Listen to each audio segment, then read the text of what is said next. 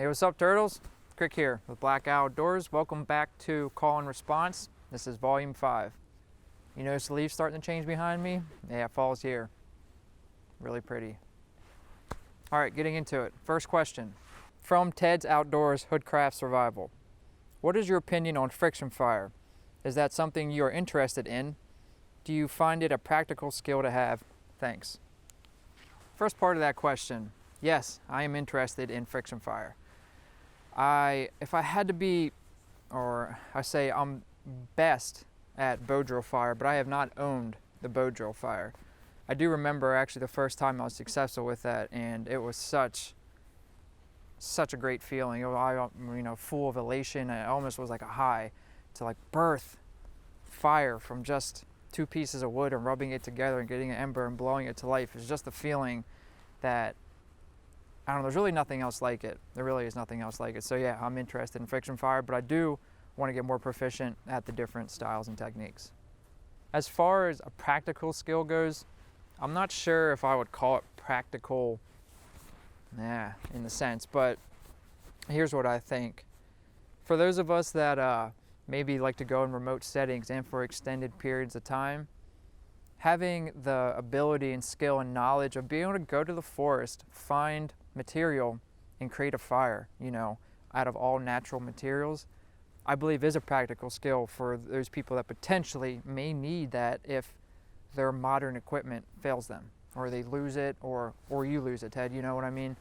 So in that sense, I believe it's practical. Or if you maybe are planning on the world to end and all modern technology and conveniences aren't going to be, really around anymore. It could be practical then too to be able to start fires using primitive methods or old world technologies, as I like to call it. I don't really like saying primitive because that sort of drops it down. So conclusion, yeah, it's something I'm interested in, and on the practical sense, I think it gives people a knowledge and skill base besides just being able to create the friction fires. Go to the forest and start recognizing, resources that you can use for certain things. Question 2 comes from Calvin Swan. He asks, who was your inspiration for getting into bushcraft?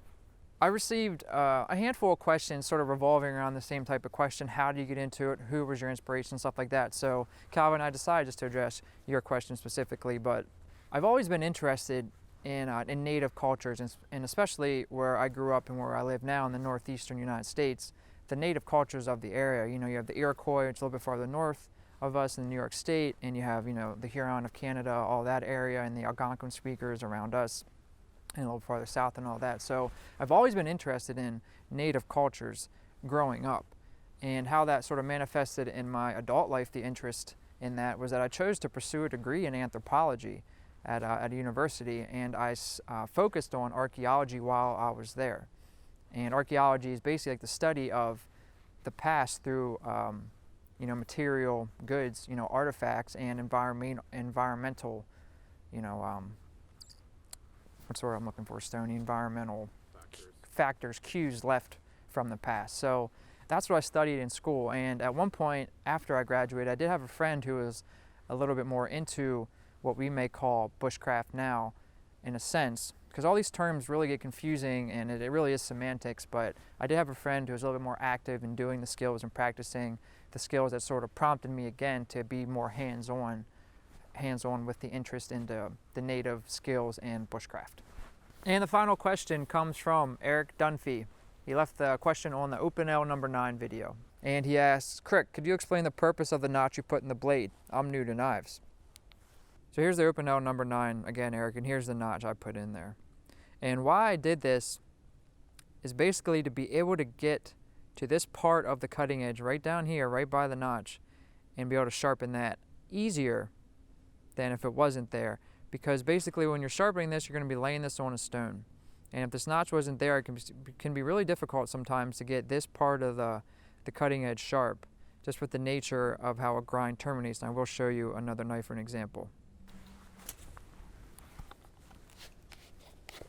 You can see this knife does not have a sharpening choil or notch, and sometimes you can develop a flat spot down here with if your sharpening technique isn't as efficient, or as if your skills are a little bit lacking in your sharpening, you can develop a flat spot down here just because there's no notch and you only have the plunge right here, and I know I'm kind of talking around it and it's not maybe as clear as I could be. So any of you watching this want to try to, add anything onto the sharpening notch or choil, please leave a comment and chime in on this topic. Just a few updates now at the end of this video.